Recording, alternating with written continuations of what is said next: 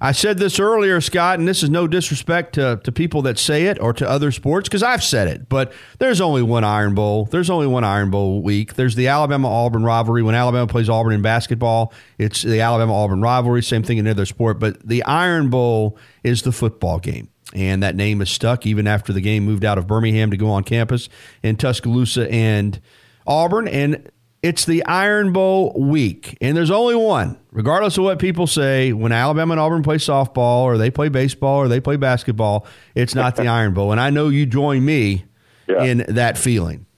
Yeah, this has to do with football, man, and that's all that matters. It is a great rivalry in the other sports, but it pales in comparison to football. So Iron Bowl's here. I think it's the greatest rivalry in college football, one of the best in football and sports, period.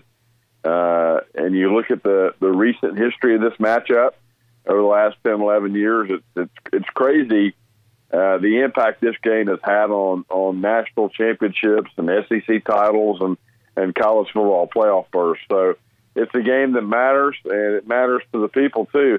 It's been the most watched regular season game in college football over the last decade. So that'll tell you all you need to know right there about this football game. Absolutely, and we're going to get into this game, the importance of it, what you just said about how this amazing run that Alabama's had, but Auburn has managed to stay relevant with a couple incredible seasons of their own, 3 of them, in fact, during this Nick Saban run. But first, I want to look back to Saturday, and there was a lot of discussion on my program, on your program, on social media. Nick Saban should do this. Nick Saban should do that. Nick Saban shouldn't play Tua. They should start Mac Jones. Should hold out Quinnen Williams. Should hold out this guy. This is a warm-up game. This is a practice game. And once again, I think we learn why Nick Saban is the best coach in college football, and he knows more than we do. He said all week that you have to prepare to play regardless of the opponent. This was a tough preparation because you don't see the triple option. You see it. You prepare for it 1 week of the year, unless you play 2 of these teams, and that's very rare. You have to be assignment sound. You have to know what you're doing, and you have to be emotionally and prepared to play and prepare during the week. And clearly, Alabama didn't get the message. They weren't ready to play.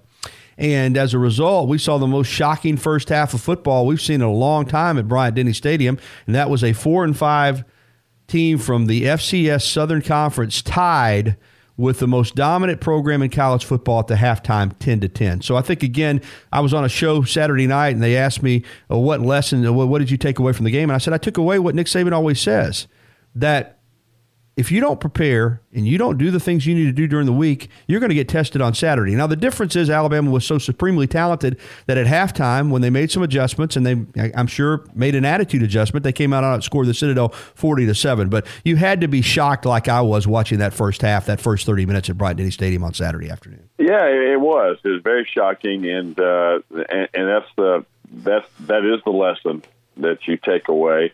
Alabama really hadn't played. Gary, you look at it, they haven't really played a bad half of football all year. They've had dominant halves virtually every week. I mean, they've just been so out of the gate, and 88 out the gate the whole year. And then all of a sudden, your possessions get limited. You're playing against the team that likes to shrink the clock and run every second off the clock and then run a play. And in an offense that's unconventional that you don't see. And then all of a sudden, bam, you wake up and it's 10-10. and you're going, what is going on? And I thought it was a great wake-up call, honestly. I thought this is the kind of game Alabama needed.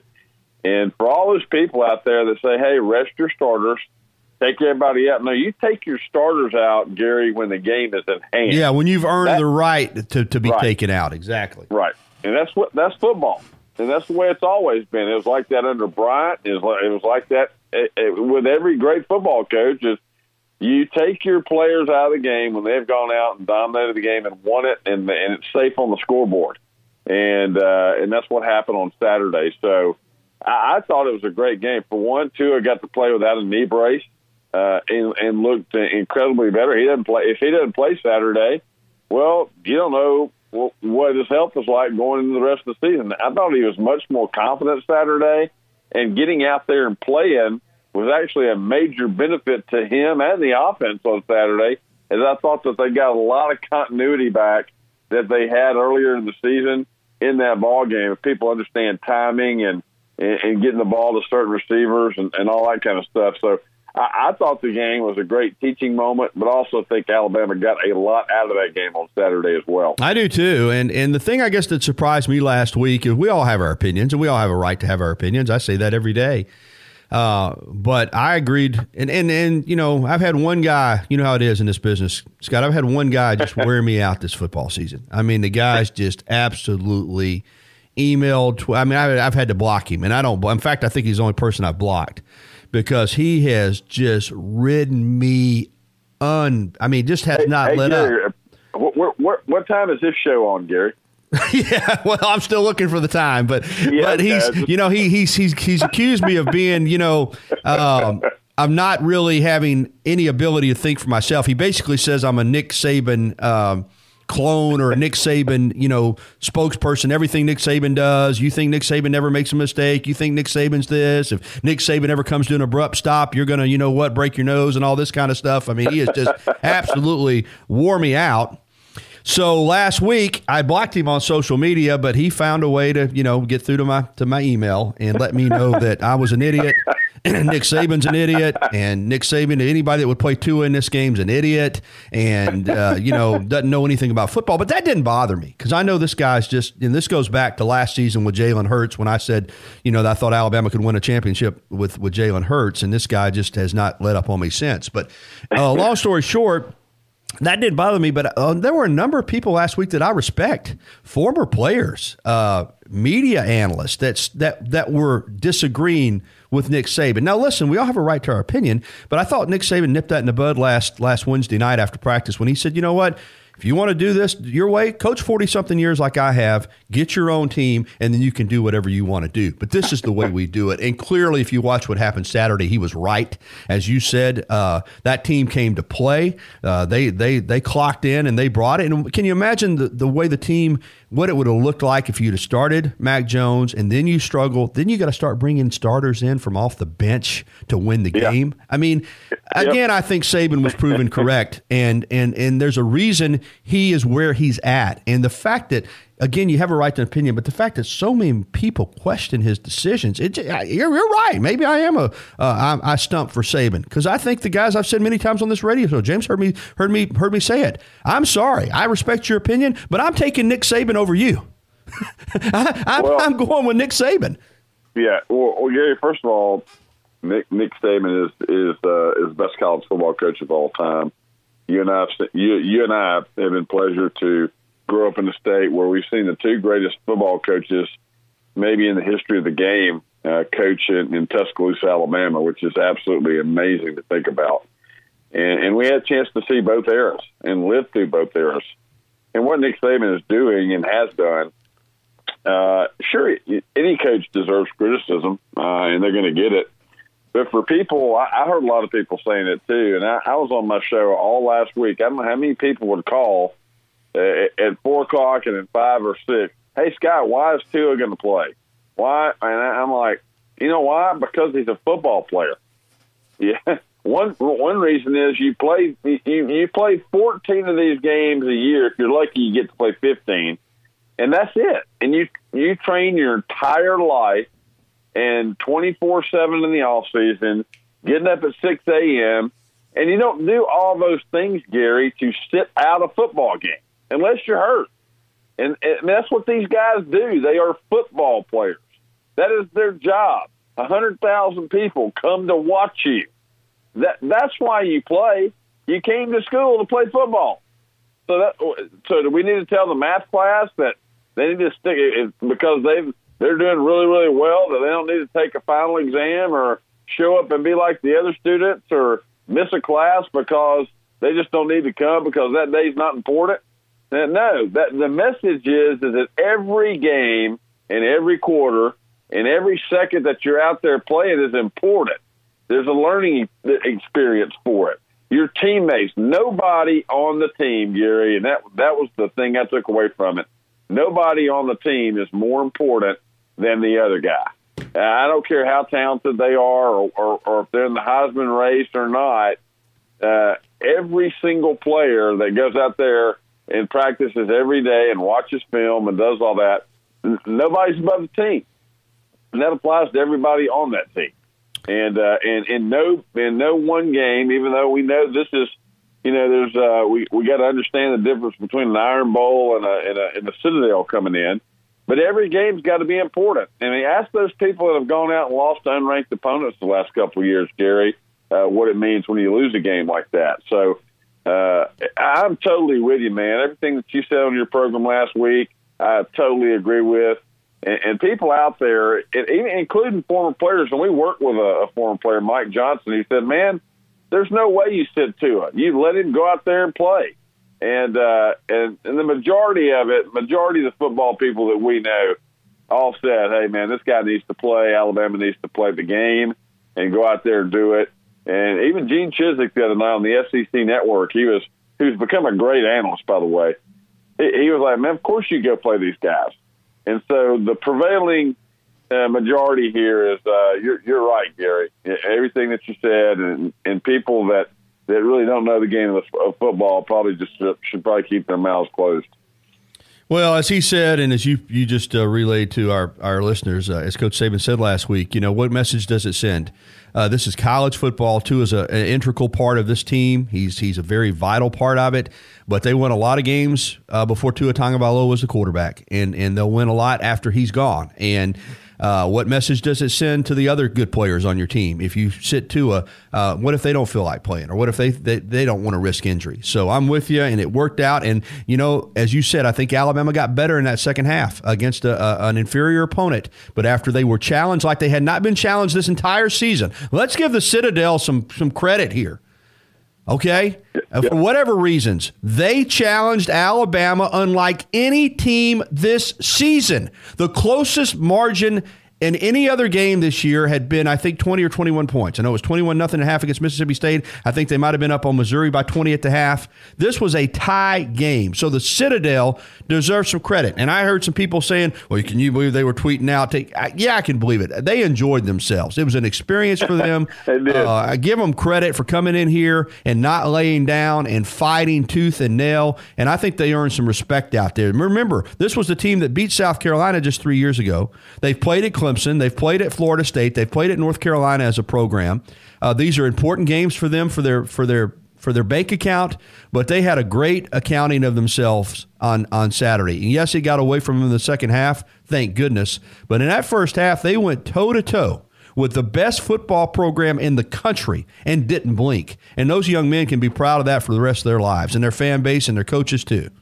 Yep, that was the first time Alabama had trailed or been tied at the half since the 2015 Tennessee game in Bryant-Denny Stadium. So that's how long that's been since Alabama was in that kind of game at home. So that's very interesting to think about that. But yeah, man, they fought hard and played well. And look, Gary, those guys are going to remember that game the rest of their life. And it might be their biggest football moment ever, getting beat, giving up that many points, getting beat 50-17. So a lot of lessons can be learned. And at the end of the day, like you said, Nick Saban, he always seems to be right when it's at the end of the day, when it's all said and done in regard to college football. All right, when we come back, we're going to jump ahead, start getting you ready for the Iron Bowl. And one other comment on the Citadel. Thank goodness that you don't play those triple option teams very often. They're difficult to prepare for. And I'm going to tell you this, Scott, one of these days, if one of these Power 5 teams, now Georgia Tech does it, and you know how difficult they are to prepare for. Georgia's got to do it this week. Gets over worrying about perception and worrying about how many players go to the NFL and worrying about quarterbacks and just says, you know what, we can't win the SEC or the Big 12 or the ACC conventionally, but if we get us a Nick Marshall or a Jalen Hurts or a Lamar Jackson type quarterback, and we surround them with top tier athletes, and we run the triple option, we're going to give people fits. Somewhere along the line, somebody's going to do it. All right, we're joined on the Bud Light Hotline by Scott Moore from ITalk SEC Radio. Let's get into this Iron Bowl. We know what happened last year. The SEC West was on the line. A trip in the SEC championship game, and Auburn beat Alabama. head up. Beat them by 12 points, their largest margin of victory since 1969 in the Iron Bowl. And Alabama, as we know, got into the playoff, went on to win the national championship, so it all worked out in the long run. But that's still a blemish on the Tide's record last year. It was the only loss. It was a loss to the in-state rival. It was an opportunity to win 4 in a row in the series for the first time since Coach Bryant hung 9 losses in a row on Auburn between 73 and 81. So there is a lot on Alabama's mind, I think, in regards to this game, in addition to just staying number 1, being undefeated going to the SEC championship game, and having a lot of momentum. I think that they will want to make amends for what happened last year. Well, listen, there's no doubt that they do. And, the way Auburn won that ball game last year, the way that they attacked Alabama's defense. And, man, Gary, I tell you, we've seen Alabama go into a lot of games at Jordan-Hare Stadium. It's already so difficult to win there anyway. But they went in there last year defensively, basically with one arm tied behind their back. There were so many injuries going into that game, and then Hootie Jones gets injured, so you lose a safety that's been starting back there. It gave Deontay Thompson an opportunity to go in and get some experience for the playoffs, and boy, that proved fruitful. But Alabama couldn't stop the pass last year, could not get off the field on third down last year, and then just could not. They couldn't convert second and third downs last year. They were always, it seemed like always, third and long in that ball game, and just really once Auburn got the lead and Alabama kind of had to get away from the run a little bit, it was a crazy game. And the way Auburn was playing last year was they were playing as well as anybody in the country. So the reversal of fortune for Auburn this year, you look at it, they can't run the football against really good teams, have not been able to do it all year. Jarrett Stidham has been very, very off-kilter. They've pressured him. They've kept him moving in the pocket, and when he starts moving in the pocket, he's very inaccurate. So that's going to be Auburn's biggest problem this week is they can't stay on the field offensively, and conversely, their defense has gotten tired out. And against good football teams, Gary, they've just not been able to hang around in the third, fourth quarter. And this is the best team they've played all year. So, Georgia ran off and left them 27-10 at home a couple of weeks ago. Auburn had some opportunities in that ball game, but again, it was the inability to convert on third down and Jarrett Stidham to be an accurate quarterback. So this is the best front they faced. This is the most hostile atmosphere that they've gone into, and really the line 24.5 is about right where I expect it to be for this game this week. Yeah, I'm glad you mentioned the point spread because somebody asked me Saturday and I said I thought it'd be 21 or 22. So, but that falls in line with what I've heard out of Vegas is when they post an Alabama line, they set the line at what they think it should be and they tack on a field goal. So just basically for the Alabama factor. So, but again, that's testament to what Alabama has done this season, that even though Auburn's just 7-4, they're a very capable team. It's a rivalry game, but for this line to be 24.5 points just goes to show you that this Alabama team has been on a different level.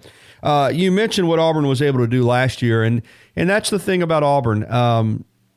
From year to year, it's a roller coaster, and I know that probably the Auburn fans are already looking ahead to next season when they have Alabama and Georgia at Jordan-Hare and for their big bounce-back year. But that team last year was a lot better football team. Clearly, Kerryon Johnson and what they were able to do offensively. Because I continue to say that this Gus Malzahn offense, unless it has a dominant running back, needs a quarterback that is dual threat. And I think that's why Kelly Bryant might wind up there. But they need a quarterback because without the threat of the run game from the quarterback, this offense is limited. And we've seen it this year. We've seen it other occasions when they've had a pocket passer and didn't have a great running game. This is not the same Auburn offense anywhere close that Alabama faced last year. Well, they're 11th in the SEC in rushing offense. I can't remember an Auburn team in the last decade, Gary, that was ranked 11th in the conference, gaining just 167 yards on the ground this late in the season. It certainly wasn't under Gus Malzahn. it certainly wasn't that way under Gene Chizik. And quite frankly, Tommy Tuberville, I think the worst team that he had, and you go all the way back to 2008, and that's as far back as we can go, that was probably the other team that really just could not run the ball effectively. So there's kind of your that's how you kind of measure Auburn and their teams and how they're going to do from year to year. When they don't run the ball well, guess what? They don't have a good team.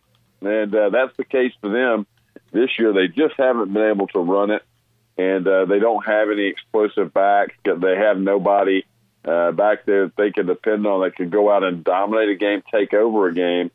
And defenses have just been able to tee off, especially talented defenses. You know, they had a very difficult time moving the ball against Mississippi State, as most people did this year, but didn't score an offensive touchdown. Same situation with Georgia, just could not run the ball when they had opportunities. I think their longest gain in the Georgia game, they had a 27-yard run. Outside of that, they didn't do anything all night. So this is a team that you'll put 8 guys in the box, and then you'll defend Auburn's receivers, with cover 2 and man-to-man defense, and dare Jarrett Stidham to try to throw into it. This is going to be a difficult matchup for them, Gary. They're going to have a hard time scoring touchdowns against this Alabama defense. That's really the bottom line. And the same thing's going to happen. It's happened all year. Alabama's relentless offense is just going to wear Auburn's defense out. I mean, that's just the way this game is going to go. Alabama has got to play a clean game. You can't turn it over and be lethargic and not block anybody. But if Alabama plays the way everybody else has played this year, and this is the most explosive offense that Auburn's seen all year, then Auburn's going to have a hard time. They'd have to score 28 to 31 points in this ballgame, Gary, to have a chance to win. And that's when Auburn does win this rivalry.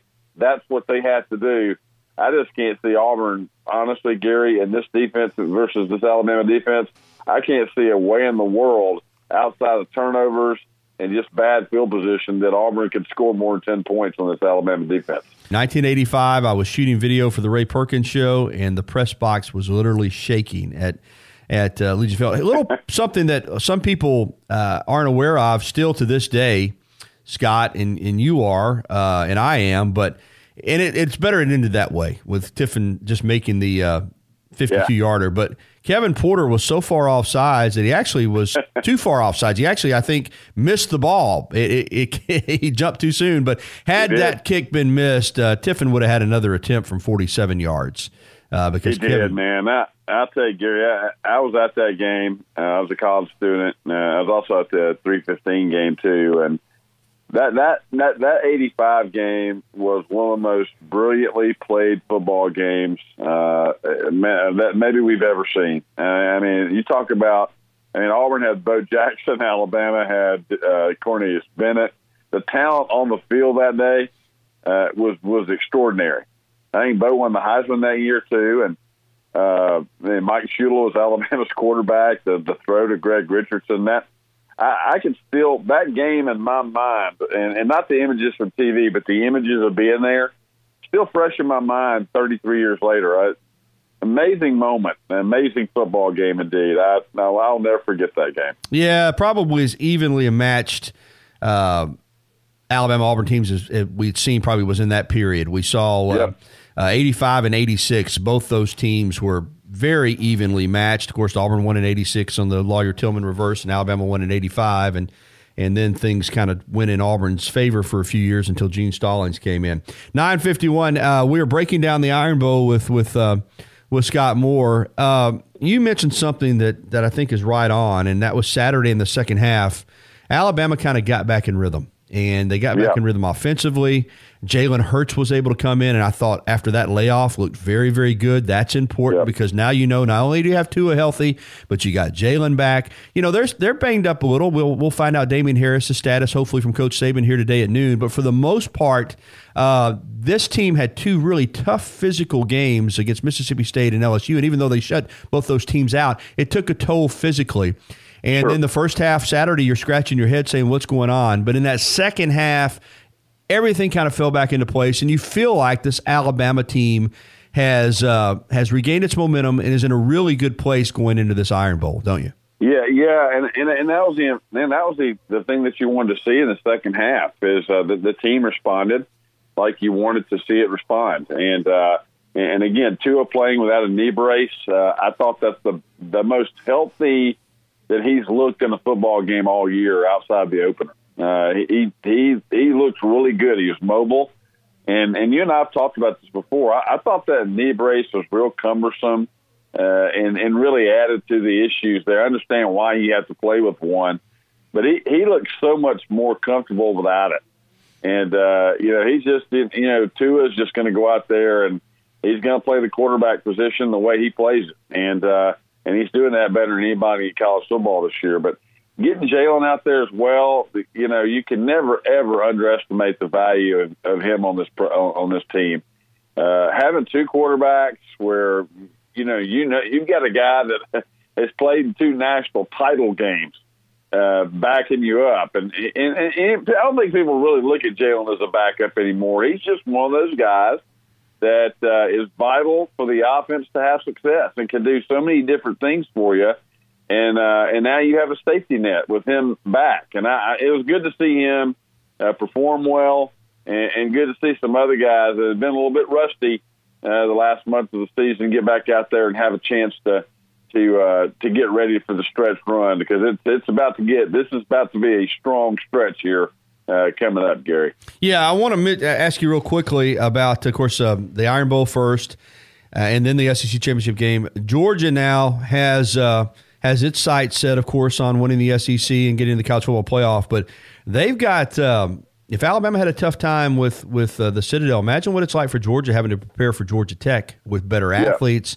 That's going to be a interesting game, I think, between the Yellow Jackets and the Bulldogs. Yeah, well, this is a good Georgia Tech team. They disposed of Miami over the weekend, which isn't saying a whole lot, but they're consistent. They're going to go to a bowl game, and their quarterback is playing well. Georgia sees this every year, so they're used to defending it and used to playing it. But still, it's a game that you really don't want to play a week before you go play an SEC title game. I mean, these kind of games with cut blocks and the responsibilities, they're much more physical and taxing on the defense than people realize. So, because everybody is subject to getting their knees chopped on a certain play. Defensive backs, linebackers, defensive linemen. It's a physical game. It's a rivalry game. So this is, a game that if Kirby Smart could probably move this game to another part of the season, he'd do it. But Georgia's not getting any favors this weekend playing this Georgia Tech team. Again, this is a pretty good Paul Johnson team he's got over there in Atlanta. Final thought on the Iron Bowl. For Auburn, this season, it wouldn't be salvaged, but certainly it would take a turn for the better if they could come in here and upset Alabama. I mentioned at the top the amazing story with Auburn is, nobody's beaten Nick Saban more than Auburn has since he's been at Alabama. Right. And they have stayed relevant with two incredible seasons and one another really good season. I mean, of course, they won in Saban's first year, 2007. Then they won in 2010 with the comeback, an unbelievable comeback, went on and won the national championship. 2013, the kick six, and then last year beating Alabama and making it to Atlanta. You have to give them a lot of credit for being able to, even though they've had some terrible seasons, have some of their best seasons that they've ever had up against this Nick Saban freight train. My point is, those teams that beat Nick Saban in his first year, Alabama wasn't very good, and then from that point on, were really, really good Auburn teams. The Auburn teams that haven't been as good, or the ones, quite frankly, that have been bad, have gotten pounded for the most part, or all of them have been beaten by double digits, other than 2009 when Auburn took it down to the wire down there. They're going to be fired up. They're going to try to rally the troops. They're going to try to play on emotion. Are they good enough though, just from a football standpoint, to keep this game competitive into the second half? The honest answer, Gary, is no, they aren't. They're just not. This is a football team that is more limited offensively than Mississippi State was. And Mississippi State didn't even dent the scoreboard in Tuscaloosa 2 weeks ago, and came in with a ton of momentum, had played pretty well with their quarterback. And Auburn just doesn't have that kind of momentum. They can't protect the passer. They cannot run the football against Alabama's defense, and Jarrett Stidham's going to have a difficult day. This is, again, the best defense they've seen all year, and against similar defenses, they have just absolutely struggled with the lack of running game. And look, this is a rivalry game. You can say never. We saw Auburn beat Alabama in 1972, gaining 68 yards of offense the entire day because two crazy things happened. And you had a missed extra point and a couple of blocked punts. So it would take an unbelievable effort. It would take an unbelievable set of circumstances. But I just can't see this Auburn team putting it all together against the best team in the country on a revenge day. So it's gonna be a tough order staying within the point spread this weekend against Alabama. And that's no disrespect to Auburn at all, Gary. This is a bad matchup, and college football is about matchups. Auburn doesn't match up well with Alabama at all, but very few teams in the country do as well. So I just can't see how Auburn could string it together and even keep the game close, to be honest with you, at the end of the day.